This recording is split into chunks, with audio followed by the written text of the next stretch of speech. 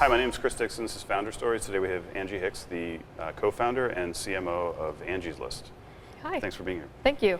So Angie's List just went public. It's Right.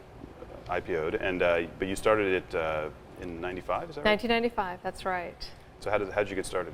So we started, my co-founder was actually having trouble finding a good heating and cooling company. I actually had a bad experience with one on a house he was remodeling in Ohio. And we really thought there should be a better way for consumers to share information with one another, to find out who are the best providers in town. And there was a little business that had been in Indianapolis since the early 70s called Unified Neighbors. And we were familiar with that service and started looking around. And it was a newsletter. Yeah, newsletter, absolute newsletter and call-in service. And there wasn't any service like that around the country. So we started our own version of Unified Neighbors in Columbus. And then you acquired the other company. And We then, did. So a year later, we acquired Unified Neighbors. And then you sort of replicated the model throughout the country. That's right. That's right. And so how long were you? So '95, of course, the internet was starting, but you were on paper. And So we ran as a call-in service and a magazine, and then in the late '90s, introduced our first website. And like many, from our perspective, we understood that the internet would be a nice complement to our service. Hey, people want to go read this information, so they'll probably, the internet will be a great tool for us. And so we introduced it, but still kept all of the other elements, because it's really about, helping the consumer and making sure helping make sure the experience works out well all the way through. So even today, we still have a call-in service, we still have a magazine, even though the vast majority of the searches that happen on the site are on the web.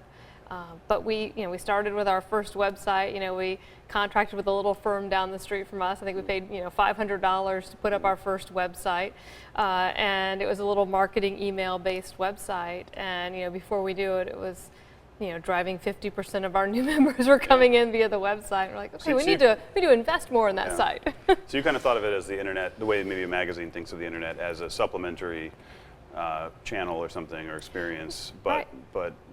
Right, and when we first started out, that was what we thought about. I was like, hey, it's one more way that consumers can use to access the list. And obviously today, it's the driving force behind the service, but those other elements aren't forgotten, because if you think about it, if you're looking for a plumber because your water heater is dumping water all over your basement floor, you might not want to go online and take your time and peruse a site and figure out who the best plumber is. You just want to know who the best plumber is.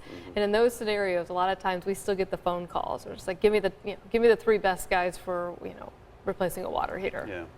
So today you have millions of people paying. What's the average price point, or?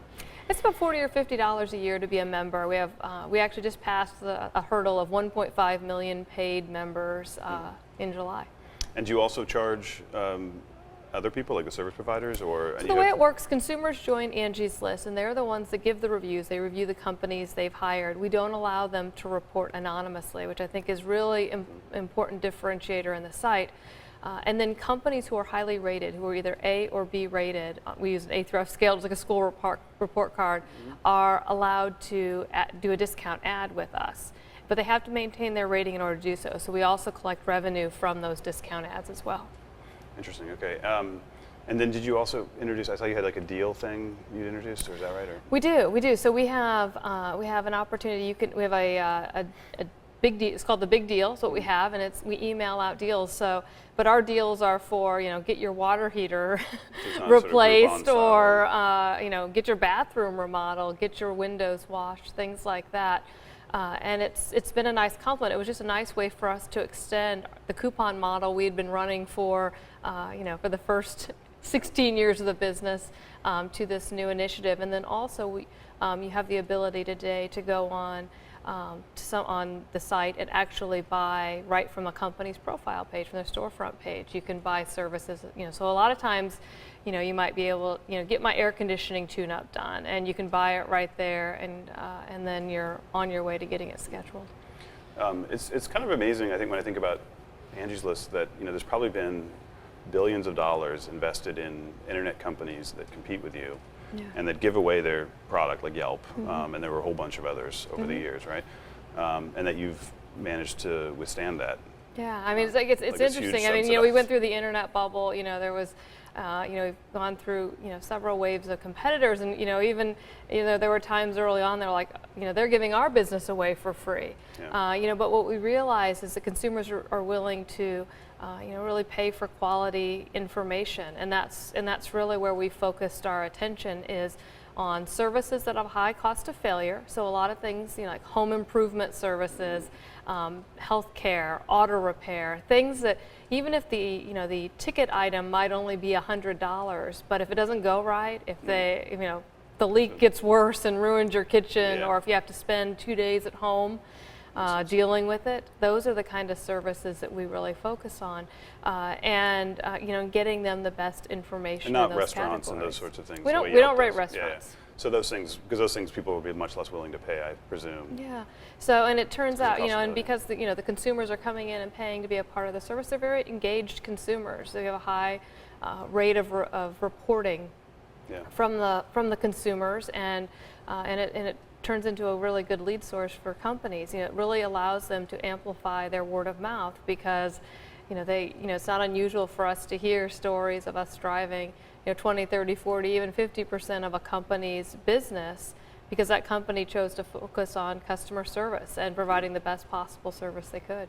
Do you think of it as is there a certain demographic that tends towards Angie's List over competitive services? So our demographic tends to be, it's typically an affluent homeowner. It's someone I sometimes call them, people, they have, they're time restrained and are buying home services. So a lot of times they're that's a where the high homeowner. cost of failure is. Yeah, I mean, exactly right. So they're time crunched, and they need to make sure they're taking care of their home and their health and things like that. So that tends to be who it is, and they usually join when they need something. They join when they need that roofer, or they need that gutter cleaner.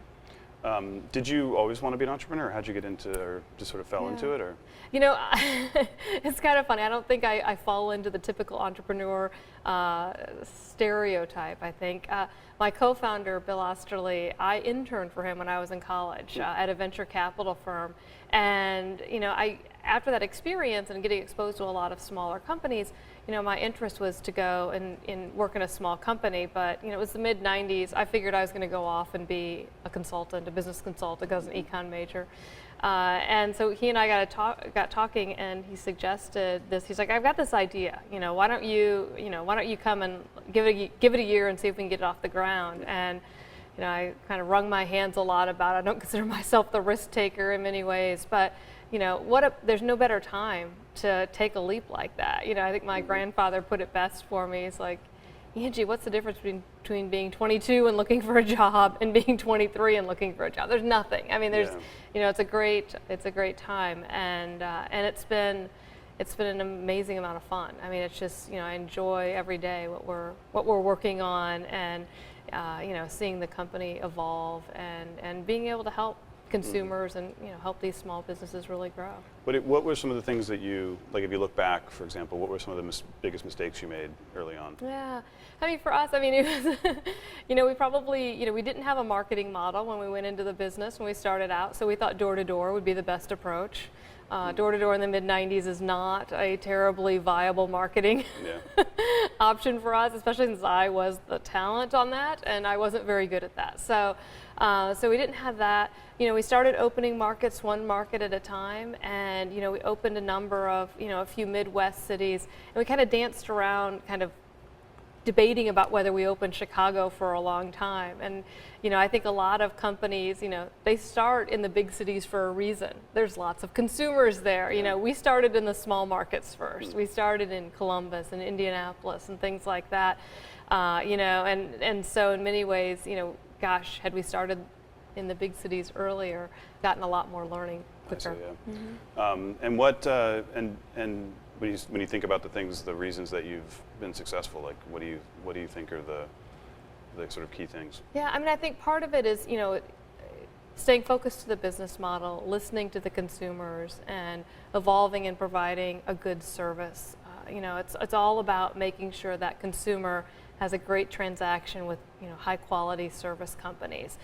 Even today, I take calls from members, I take calls from service companies, and those are some of the the most fun times of the day, of being able to hear exactly what's going on, and hearing stories of how we made, it easier for people. Oh, I didn't feel comfortable thinking about remodeling my bathroom because I had no idea what I was getting into, and now I feel really good about kind of venturing into this. So I think that is important. And then also, it's for us, we have a very, we very much focus on, we have a very analytical business, and that we understand, the operating metrics in the business. I think understanding that and, understanding, how we're building the business is very important, and to understand the drivers.